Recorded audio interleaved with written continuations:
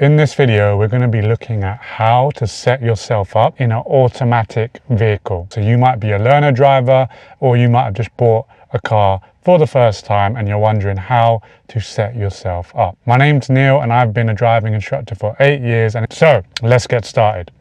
So when you get into an automatic vehicle, the first thing you want to do is make sure that your handbrake is on. Now in an automatic vehicle, you can see here that when it's in park, usually your handbrake is on. So just check that you're in park rather than selecting any other gear. So are you in park is the first thing. The next thing you want to do is make sure all of your doors are shut. Whose responsibility is it to make sure the doors are shut? It's the driver's responsibility. To know that your door is shut, this sounds really basic, but I want you to listen for the sound. So I'm going to shut my door. Hopefully you heard a nice loud clunk. So that means my door is shut. Now watch what happens when I do it the second time and I'm deliberately not going to shut it properly. Check this out.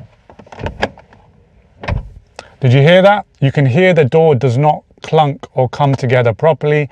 Really important to make sure your door is shut. So we've talked about handbrake, we've talked about the door. Whilst we're on the topic of the door, let's talk about exiting a vehicle. You might have seen friends, family get out of their vehicles, and I can guarantee you they're probably not doing it the right way. So when you leave a vehicle, you want to be using your furthest arm, so this one here, to hold the door, and you use your other arm, this one here, to open the door. Why do you think I'm doing that? Why do you think I'm not just flinging my door open? It's because when it's windy or when there's turbulent weather, if you just fling your door open, you're going to hit someone, or potentially you could hurt somebody, or you could break your own door. So get into the habit, furthest arm holding the door, the other hand can open the door. Where else should I check though? Where should you check before you open the door? You should look in your right mirror for anyone in that area, and you should also physically look over your shoulder into your right blind spot. So I would just have a look at me doing it now. So I'm looking into my right blind spot, and I'll pose you guys the question, who do you think could be there in that particular spot?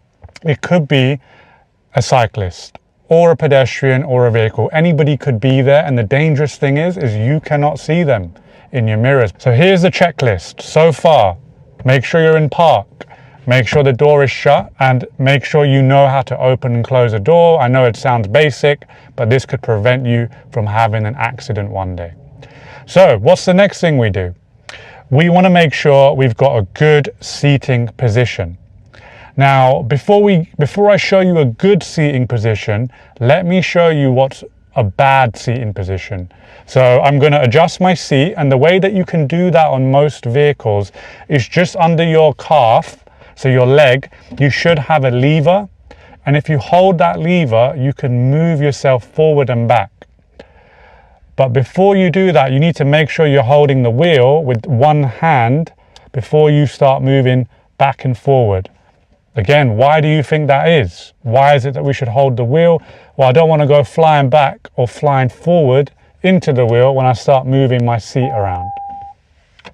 So I'm going to move my seat, and you can see here, this is a really bad steering position and a driving position, because look at me, what's wrong with my positioning? I'm way too close to the wheel. I probably won't have good steering. And look at my posture, I'm hunched over and I'm practically hitting the roof of my car with my rather big head. So the way I would fix this is move my seat back a bit, okay? I can see that I've got a better seating position now because I can reach my wheel and I've got a nice soft bend in my elbows. So what we don't want is this. I don't want to be locked out because I'm going to hurt my shoulders and it's going to be difficult to steer, and we don't want the hunched over position for the same reason. So when you're setting your vehicle up, do you have a nice soft bend in your elbows?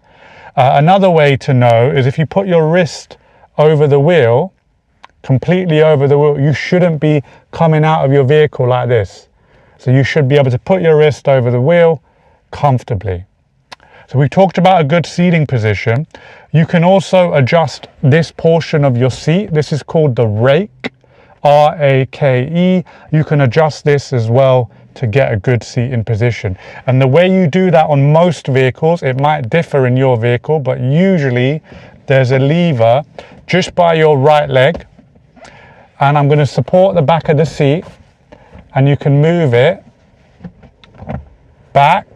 I mean, look at this position. It's horrible. I'm basically hunched over and my neck is already starting to hurt. Like, who's going to enjoy driving like this? And we don't want to be in this position either, for obvious reasons, because I'm not on the beach lounging in my chair. I'm driving a vehicle that can hurt other people if I'm not in good control. So put your hand here when adjusting the seat, the back of the seat, because you don't want it to go flying back. Okay, so this is a good seating position. To be honest, I could be a little bit back. Now, we've talked about adjusting the rake. We've talked about making sure you've got a good steering position. What about the height of the seat? How do you adjust that?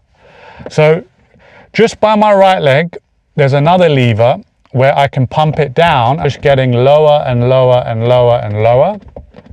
So I'm pumping the seat all the way down. You can now see that I'm a bit low.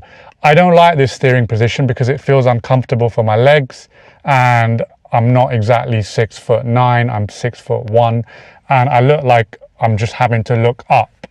So you can change the seating position, or sorry, the seat height, by just pumping the same lever up. So now you're going to see, but I'm pumping myself up. I'm always holding my wheel for safety. All right, so I believe this position is good for me as a guy that is 6'1". I seem to like bragging about my height for some reason. Okay, so I've got a good seating position. I am now got a good seat height as well. And another way I know that my seating position is good is I can see through the windscreen. I'm not too low, my wheel is not blocking my view, I can see over it, and I can see through the wheel here into my dials as well. Another way you can kind of get a good seating position is you don't always have to move your seat. Let's say you've already got a comfortable position. There's a lever in my car here, pull that lever down, and now your wheel becomes movable. But as I pulled the lever down, notice, what was I holding? I was holding the wheel for safety.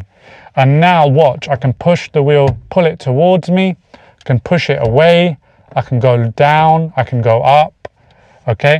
But I like to have the wheel quite close, like this.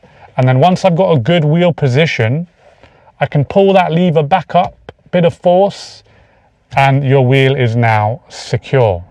So the way I know I've got a good steering position is, again, what I said before. I can see above my wheel through the windscreen. I can see into my dials over here, and I can hold my wheel quite comfortably. Now for the steering wheel, I like to have a 10-2 position. Some people go 9-3, whatever suits you really. You have to give it a go, but I like 10-2. This is me being very nitty-picky. You can probably tell I'm a little bit nitty-picky, but you don't want to put your thumbs in the wheel. So try not to put your thumbs in the wheel like this.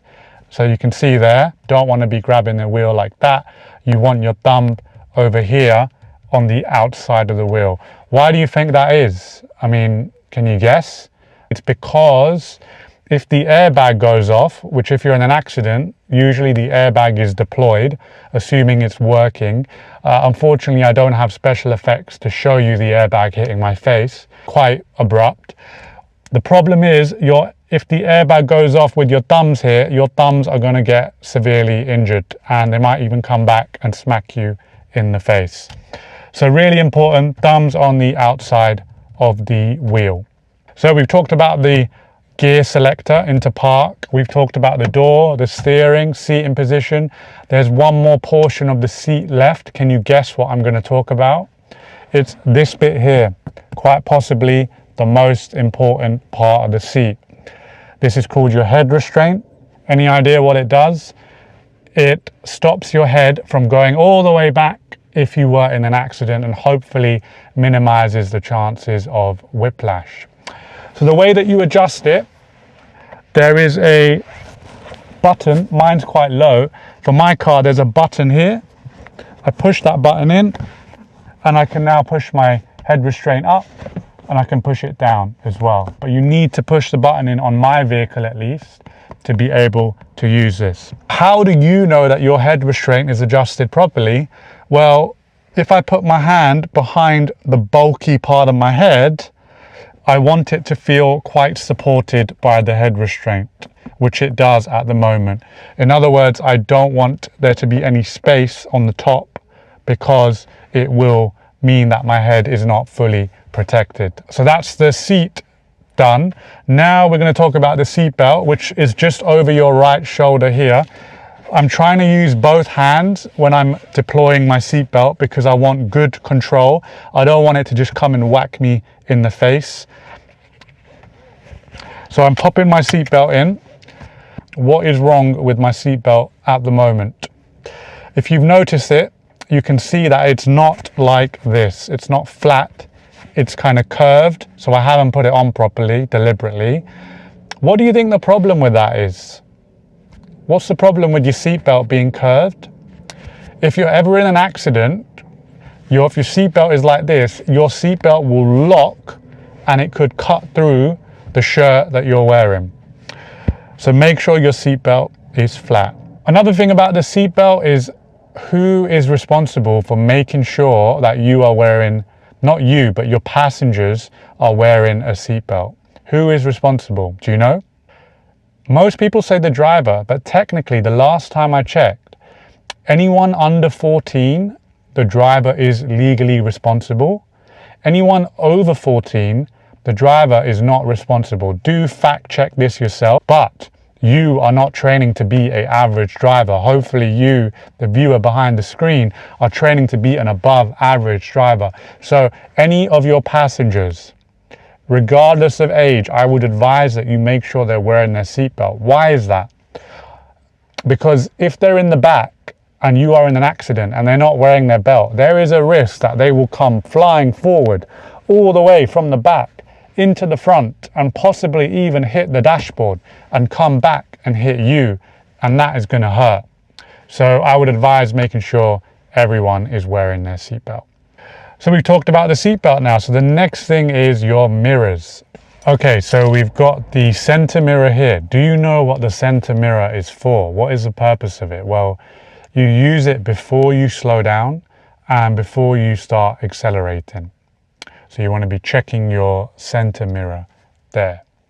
The way you would adjust your center mirror, it's also called your interior mirror, is you would use two fingers like that, the way that I'm doing, and you can move it about, and you want to make sure that you can see through the center mirror. And the way you see that is you turn around. What do you see through the back window? You want to try and match that in your center mirror. That's how you know it's properly adjusted. We've also got the side mirrors, which are also called your exterior mirrors. Do you know what you use them for?